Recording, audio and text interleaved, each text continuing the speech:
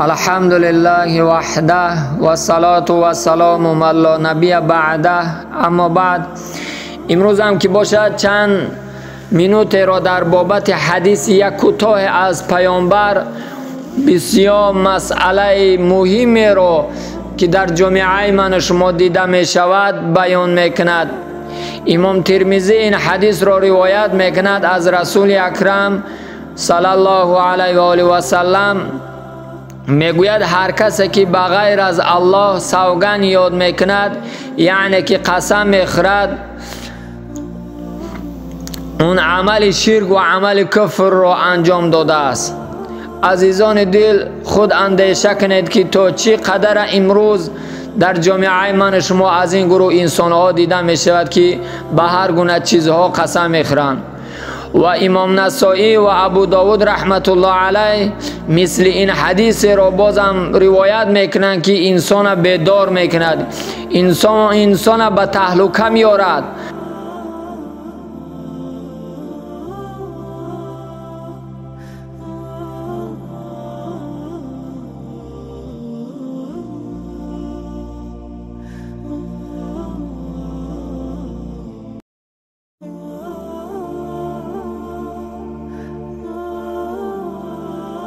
خوب اندیشه کنیم هر یک من شما که امروز اکثریت انسانهایی که از دین آگاهی ندارند به چیزایی که قسم میخورند، به نمک بعضیاشون قسم میخورند، بعضیاشون به نون قسم میخورند، بعضیاشون به مزار قسم میخورند و بعضیاشون میگن در راه سفر هستیم و غیره و غیره، که امروز مردم جاهل، مردم بیسواد این گونه قسم ها را زیاد میخورند.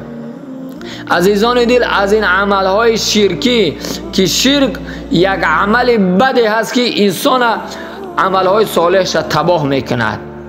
شرک دو نمود می شود، شرک اکبر می شود و شرک اصغر. به همین خاطر عزیزان دل، از این عملی که انسان از دایره ایمانی خارج میکند باید من شما برحذر باشیم.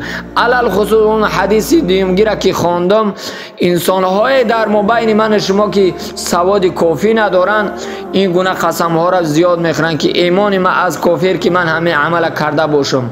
عزیزان دل، با مجرد که صحبت بنده حق را میشنوید از این عمل دست بکشید و اون شخصایی که در این عمل های بد مبتلا شدن اونها را نصیحت کنید و این نوار را با اونها روان کنید تا که اونها را از این عمل بد دست بکشند. الله متعال همه من شما را هدایت بکند.